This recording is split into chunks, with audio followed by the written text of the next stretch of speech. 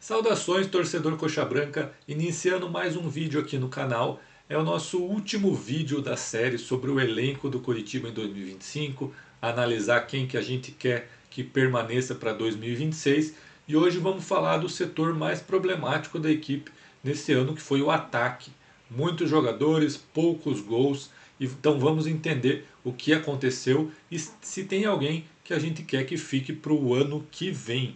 Já começando aqui com os nossos atletas, vamos já eliminar de primeira aquele jogador que todo mundo confia, que tem talento e que a gente espera que continue ano que vem, que jogue uma Série A e que mostre o futebol que a gente espera. Lucas Ronier. Lucas Ronier tem 20 anos, vai fazer 21 agora, daqui a alguns dias. É um jogador extremamente talentoso. Eu considero o melhor jogador de linha do Coritiba em termos de talento. Né? O Josué teve um ano melhor, ali foi mais importante, mas eu vejo mais talento no Lucas Coni, até pela idade. Esperamos que, jogando uma Série A completa agora em 2026, ele consiga mostrar para o país inteiro o que a gente já sabe que o Ronier tem de potencial. Eu já falei num vídeo anterior, eu gostaria de que o Moser, ao longo do próximo ano, fosse testando o Ronier mais para o meio, ali mesmo na posição do Josué. Eu vejo ele tendo muito talento para ficar limitado com uma linha lateral do lado dele. Ele é muito inteligente, ele é muito rápido, tem bom passe. Então, ali como meia armando, espero que ele faça essa transição mais para o meio. Na base ele já jogou assim algumas vezes, né? Então ele tem esse potencial para jogar nesse setor do campo. Daqui uma olhadinha no que foi a temporada do Ronier. Na Série B foram 28 jogos, 26 como titular. Ele teve aquela lesão no jogo com o Avaí, que ficou algumas partidas fora.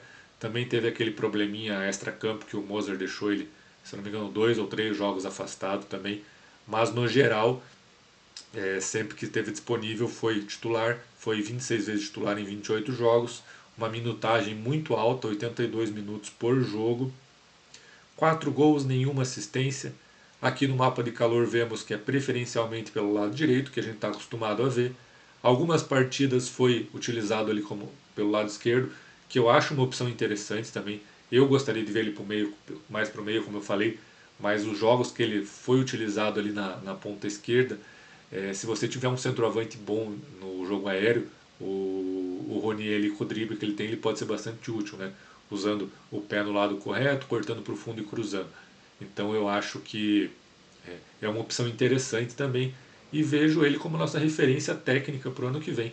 É o jogador mais, como eu já falei, o mais talentoso que a gente tem ali. O Josué, não sabemos como vai ser o desempenho, não sabemos nem se vai renovar ainda, né? Tem o contrato encerrando.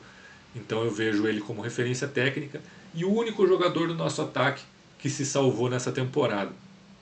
O Ronier tem contrato até 2027, então tem mais 2 anos completos de contrato. A renovação anterior dele foi bastante problemática, né? Foi difícil renovar. Ele chegou a ficar afastado algumas partidas no ano passado até acertar a renovação. Espero que em breve já tenham conversas para que esse contrato seja estendido. Até porque é um jogador que a tendência é que seja vendido em algum momento e que dê esse retorno financeiro para a gente. E gostaria de ver ele numa Série A completa, jogando o ano de 2026 inteiro. Tem tudo para fazer um grande ano e ser a referência do Coxa na linha. Né? Temos o Morisco no gol e o Ronier na linha. E nos vídeos anteriores eu falei que eu tinha ali uma espinha dorsal com jogadores de 2025 que eu considero que serão titulares no ano que vem, que é Morisco, Jaci, Sebastião Gomes, Josué e Ronier. Então seriam meus 5 titulares para o ano que vem. O Ronier ali, o único que se salvou no ataque desse ano. Vamos ao próximo. Agora começa o problema. Guilherme de la Torre, 33 anos, contrato encerrando no fim agora de 2025. Vamos ver aqui os números de la Torre na temporada atual. 24 jogos na Série B, 14 como titular, 4 gols, nenhuma assistência. É um desempenho muito ruim, né? O De La Torre teve problemas de lesão ao longo do ano e não conseguiu desempenhar o que algumas pessoas esperavam dele. Acho que até o próprio Moser e o Curitiba, né? O Moser trabalhou com ele ano passado, dar uma olhadinha aqui na carreira do De La Torre, só para a gente contextualizar isso. Nesse ano, ele começou bem, aqui, voltando ao Coxa, né, ele começou bem, fez 9 jogos no Campeonato Paranaense, 6 gols. Parecia que seria o nosso camisa 9, o jogador que marcaria os gols que a gente precisava. Aí teve lesões e na Série B, quando jogou, não conseguiu desempenhar, participa muito pouco do jogo, é, não encaixou, assim como todos os atacantes que a gente vai ver. E também vamos lançar uma reflexão aí se os problemas eram realmente os atacantes ou se tínhamos outras questões envolvidas. Então eu estava falando também do momento anterior de La Torre. 2024, sob o comando do Moser, ele fez 34 jogos na Série B pelo Mirassol e fez 10 gols. É um desempenho melhor, era um jogador importante da equipe. No ano passado subiu com o Mirassol junto com o Moser e esse ano não conseguiu desempenhar no Coxa. O próximo jogador que eu vou falar vai ser o Gustavo Coutinho e são os dois que rivalizavam ali, entre aspas, a posição de centroavante. Eu acho o De La Torre mais jogador que o Coutinho, é um jogador mais técnico, que consegue tratar a bola um pouquinho melhor, mas também não foi bem nesse ano. Um abraço para ele, que encontre outro clube, seja feliz, mas aqui em Curitiba não deu certo. Então vamos ao próximo, Gustavo Coutinho. 26 anos, contrato encerrando agora no fim de dezembro. Está suspenso, não enfrenta o Amazonas, então não vamos mais ver o Coutinho com a camisa do Coritiba. Não existe nenhum motivo para que seja renovado o contrato, né? Temporada 2025, 37 jogos na Série B. É muito jogo para o Gustavo Coutinho. É isso mesmo, 37, então ele teve em campo em todos os jogos da Série B pelo Coxa. 21 jogos como titular, 50 minutos por partida, 5 gols e 2 assistências. Para um jogador que entrou em campo 37 vezes, você está ali na grande área, as bolas teoricamente chegando para você, marcar 5 gols é muito pouco. Como eu falei, eu achei o Coutinho abaixo da Torre. Um futebol muito ruim, ele não conseguia segurar a bola, fazer parede, nada, brigando com a bola mesmo. Perdeu gols muito claros, muito abaixo o Coutinho. Ele ainda tem uma idade boa para atacante, né, 26 anos, mas espero que continue a carreira dele em outro lugar. Mas para a gente ter mais fundamentos aqui para falar, vamos olhar a carreira do Coutinho. Ele veio esse ano do Sport, chegou logo no comecinho do ano, ali em fevereiro. No ano passado, pelo Sport, né, vamos olhar só a Série B. 34 jogos, 7 gols.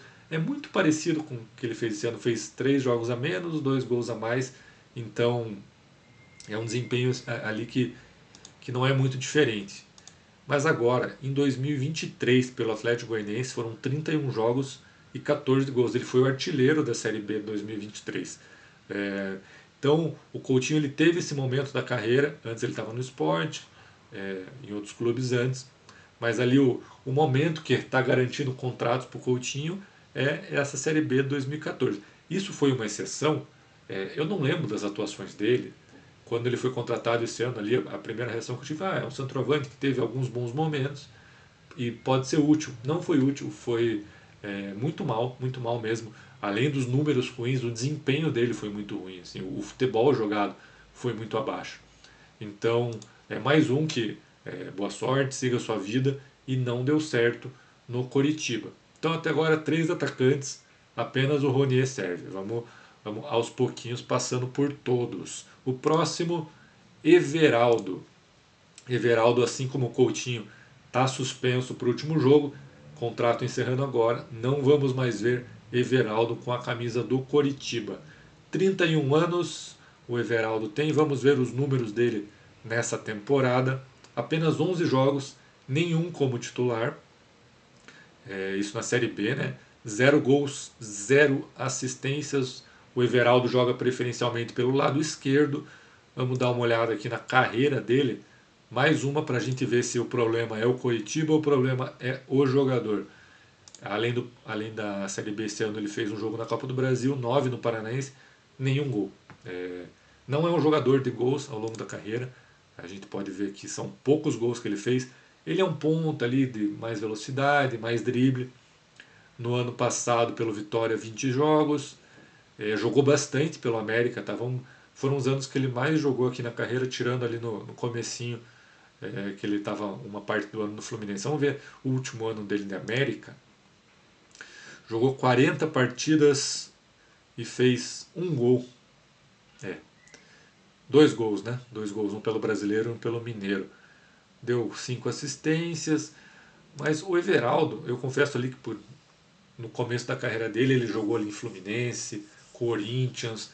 Eu achava que por ele ter chegado nesse nível, jogar a Série A por times grandes ali, times de Rio e São Paulo, que talvez ele pudesse entregar alguma coisa assim, mas não entregou. Teve as lesões também que atrapalharam, né? Mas agora nessa reta final de competição, o Moser começou a dar espaço para ele, inclusive no último jogo, que foi uma situação que me surpreendeu. Ali no segundo tempo contra o Atlético, precisava fazer gol, o time pressionando. Tinha o Cleison e o Everaldo no banco. O Cleison é um jogador que chegou depois, com mais status, e o Moser preferiu o Everaldo.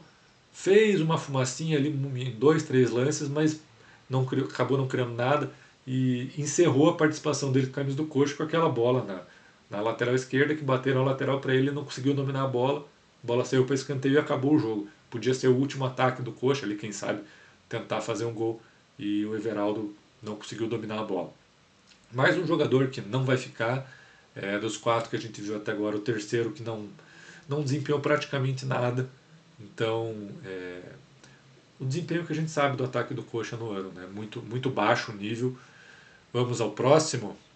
Nicolas Careca. É um jogador que quando veio, ninguém entendeu a contratação. Você fala, é um jogador brigador de Série B, aquele perfil mais forte, que disputa a bola. Muito, muito baixo, número muito baixo de gols na carreira. Vamos dar uma olhadinha aqui na Série B desse ano, 14 gols, 14 jogos, 6 jogos como titular, um gol, que foi aquele gol contra a Chapecoense, se já não me engano, na segunda rodada, e uma assistência no jogo contra o Avaí, agora no segundo turno, que ele escorou a bola de cabeça para o Bruno Melo fazer. Atleta que eu, pelas características físicas, pela falta de intimidade com a bola, eu acho que seria mais útil como centroavante, até porque nossos centroavantes não renderam, e eu não me lembro de jogos que ele foi testado nessa posição de fato. Foi colocado ali como camisa 9. Então, ali pela ponta, não é rápido, não é habilidoso. Ele entrava em jogos mais que a bola estava mais quebrando, que ele tinha que disputar, brigar. Às vezes arranjava alguma coisa ali na bola levantada na área, ganhava por cima, mas é um jogador que já na contratação foi muito contestado. Eu lembro a torcida, as notícias que a gente via de poucos gols na carreira e ninguém entendendo muito bem por que ele veio. E agora que a gente já tem o ano inteiro como amostragem, dá para entender que não deveria ter vindo. É, né? Uma contratação errada. Ele veio para compor elenco, mas não pouco acrescentou ao ano do Coxa. Mais um jogador que nós vemos ali que não correspondeu, mas esse já não tinha expectativa. Né? Próximo atleta que nós vamos analisar é o nosso Yuri Castilho. Esse já jogou mais, veio ali na metade do ano, no segundo semestre. A gente já tinha visto que o ataque do Curitiba era extremamente problemático. Tinha o Ronier numa ponta, na outra ponta era o Nicolas Careca, o Everaldo não jogava, tinha que improvisar muitas vezes. Então, nessa lacuna, o Coxa foi atrás de dois pontas. O primeiro deles, o Castilho, que está com 30 anos. Castilho tem contrato com o Curitiba para o ano que vem. Vamos ver aqui os números dele na Série B. 26 jogos, 19 como titular, 3 gols, 3 assistências. Para um jogador que joga na ponta, fez 26 jogos, não são números tão ruins assim. Tá? O que me pega no Castilho, ali a gente vê o mapa de calor dele preferencialmente pelo lado esquerdo, aparece na área. O que me pega no Castilho é a característica de jogo. Ele não é tão rápido assim, pelo menos o que ele mostrou até agora. Para ser um ponta, ele não tem tanto drible, ele não cria tanto. Então eu vejo ele com dificuldades na ponta. Eu acho que ele se esconde às vezes um pouco do jogo. Se você parar um jogo ali, você na TV, no estádio, você olhar o Castilho jogando, muitas vezes a equipe está procurando um jogador para abrir o jogo ali na ponta, onde ele deveria estar, e ele afunda junto com o centroavante. Eu não sei se isso é uma orientação do Moser, eu não sei se é uma característica do Castilho, eu não sei se é uma fuga que ele tem ali para a bola não chegar nele, ele se esconde ali junto com o centroavante, mas isso acho que acaba limitando muito as opções de jogo da equipe. É, eu acho que, olhando ali os perfil dele, ele seria um jogador mais para jogar com dois atacantes, tá? Ele sendo o atacante que flutua em volta do centroavante. Num esquema com três atacantes, eu vejo muita dificuldade do Castilho jogar, por aquilo que eu já falei, a falta de drible, de velocidade, de enfrentamento ali num contra um com o lateral adversário. Eu imagino que desses todos, junto com o Rony, que ele seja o que tem mais probabilidade de ficar. E eu não gostaria que ele ficasse. Tá? Mesmo tendo contrato, gostaria que o Coritiba trouxesse mais jogadores para repor. E o Castilho é um jogador que tem mercado. Vai ser muito fácil de você achar um novo clube para ele. Tem uma questão também que eu acho que pegou um pouquinho com o torcedor, que é ali quando começaram a especular o nome dele. Ele parecia não estar muito afim de vir. Ele estava no Mirassol jogando a Série A. Não parecia muito exposto, eu acho que até compreensível, né? Tava jogando uma Série A e ali quando surgiu o interesse do Coxa, o Mirassol tinha vontade de negociar, ele acabou até afastando ele do elenco. Mais um jogador que merece a gente olhar um pouquinho da carreira dele também.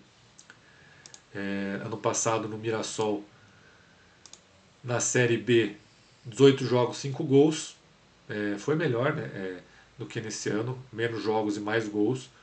Antes disso, passagens ali por Vitória, Cuiabá, Ponte Preta.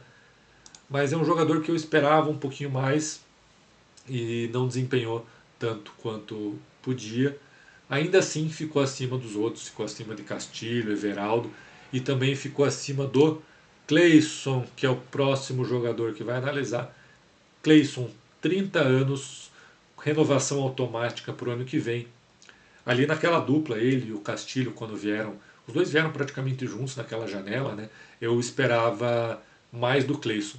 Até vou olhar, antes de olhar o desempenho dessa temporada, vou olhar a carreira do Cleison. O Cleison teve bons momentos na carreira, principalmente no Corinthians, ele foi campeão brasileiro pelo Corinthians em 2017. Depois rodou Bahia, Cuiabá.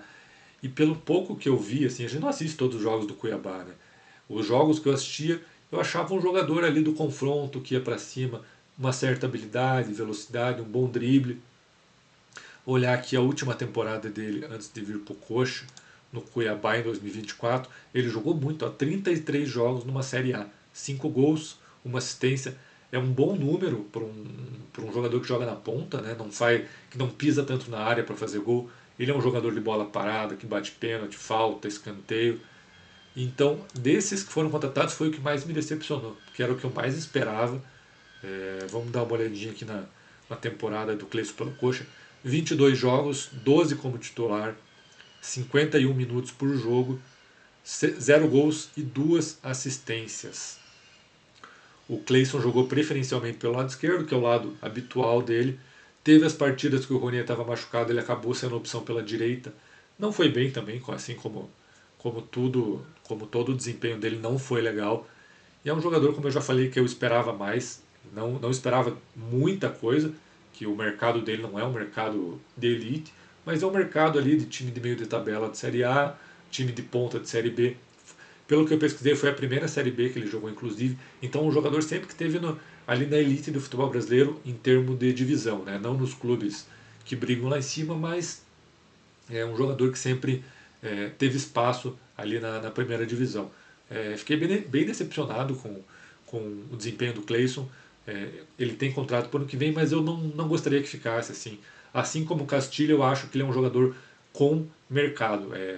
A diretoria acha, e os empresários dele facilmente achariam um novo clube para ele, tanto na Série A quanto na Série B, e não vejo uma melhora. Assim, é um jogador que a gente já teve a amostragem, e eu acredito que não tem notícias ainda de uma saída, mas eu acredito que vão encontrar um novo clube para ele.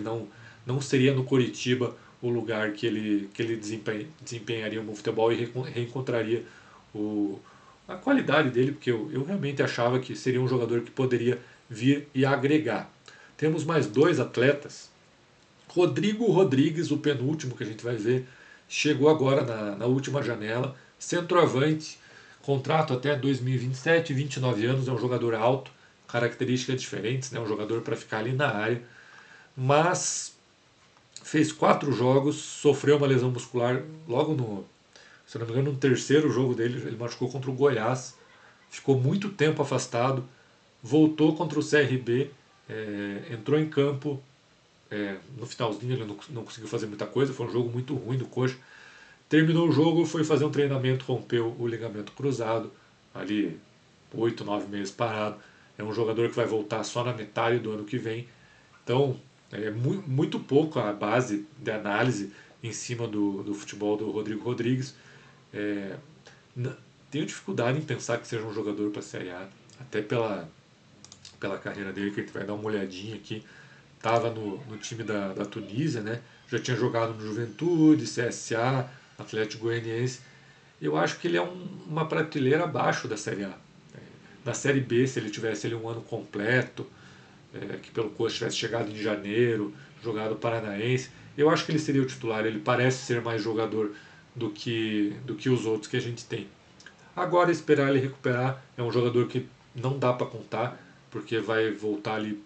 Ele machucou agora, acho que em outubro, até voltar a pegar ritmo, vai ser lá para o final do ano que vem.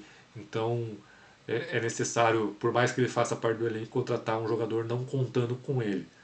E para fechar a análise dos nossos atacantes, Juan Assis, jogador da base, é o que menos jogou aqui, né? Jogou um pouquinho mais que o Rodrigo Rodrigues, mas só jogava quando tinha necessidade ali no elenco. O Juan Assis está com 21 anos, o contrato dele se encerra agora em dezembro. Nesse ano, ele fez 6 jogos pela Série B, um jogo como titular, nenhum gol, nenhuma assistência. Dá uma olhadinha na carreira dele aqui. Nos anos anteriores, ele fez no Paranaense desse ano 5 jogos, deu uma assistência. 2024 não consta jogos pelo profissional. E 2023 constam 4 jogos como profissional e uma assistência. Que eu me recordo foi naquele final da Série A daquele ano, que o Coxa já estava rebaixado e começou a dar chance para os meninos. E o Juan estava jogando a Taça FPF também. Vi pouco, eu já falei aqui que vi pouco da Taça FPF e gostei de muito pouca gente, né? Um desempenho muito ruim de todos os jogadores ali, um nível muito baixo. É até uma preocupação em relação à nossa base ali. Muito pouco fez o gol contra o. Agora eu vou ter que puxar na memória que nos gols da Taça FPF teve o gol do Fráquia de falta, teve o gol do Atletiba de pênalti. Se eu não me engano, foram só esses 2 gols, tá? A memória pode estar me traindo, mas eu acho que foram só esses 2 gols na Taça FPF. Então, um desempenho muito baixo de toda a equipe, mas especificamente sobre o Juan Assis, nos jogos que eu mais vi, assim, os jogos foram do time profissional na Série B, ele precisou ser utilizado em alguns momentos, o Coxa naquela escassez de pontas, só botando aqui o mapa de calor dele para localizar onde ele mais joga, que são pelos lados, né? É um jogador que eu acho que não vai ter contrato renovado, já é 21 anos, já é uma idade que para a posição dele você tem que tá jogando muito, tem que estar desempenhando, tem que estar em campo com frequência. E assim, tentando falar até de uma forma respeitosa, né? O menino pode evoluir ao longo da carreira, às vezes não se encontrou aqui por mais que seja o clube que ele tenha feito a base. O desempenho assim dele nos jogos da Série B que ele entrou foi muito fraco, mas muito fraco mesmo.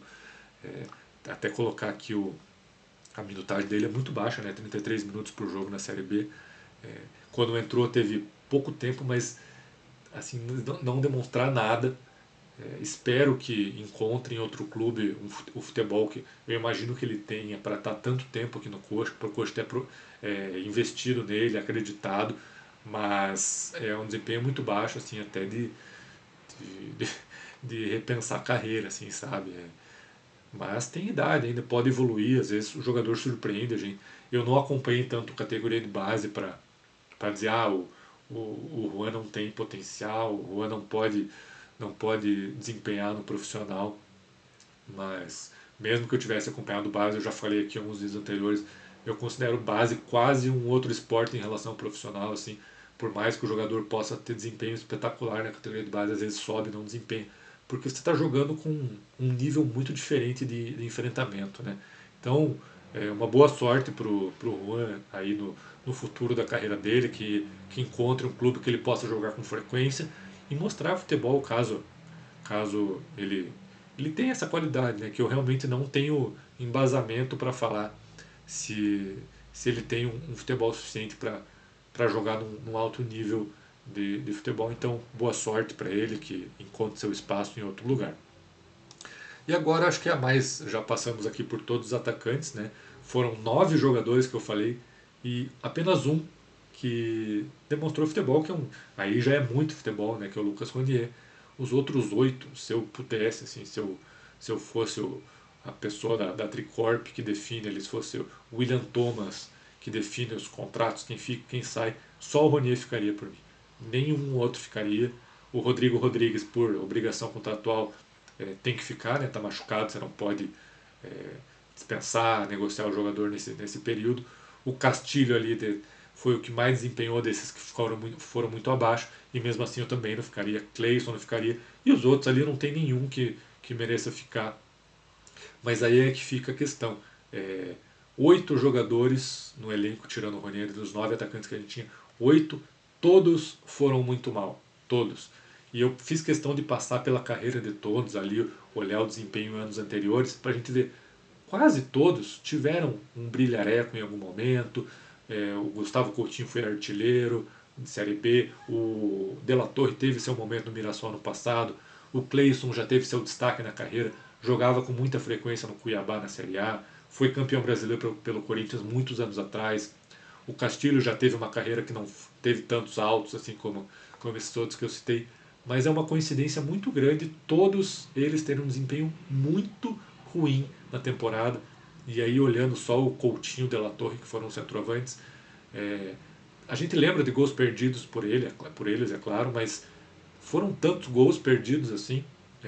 A impressão que eu tenho, não sei se eu já usei essa expressão em algum outro vídeo, é que os jogadores, os atacantes do Curitiba passam fome, que a bola não chega. É um time muito preocupado em controlar o ritmo do jogo, deixar o jogo mais lento, não se expor muito e acaba não se preocupando com o setor ofensivo.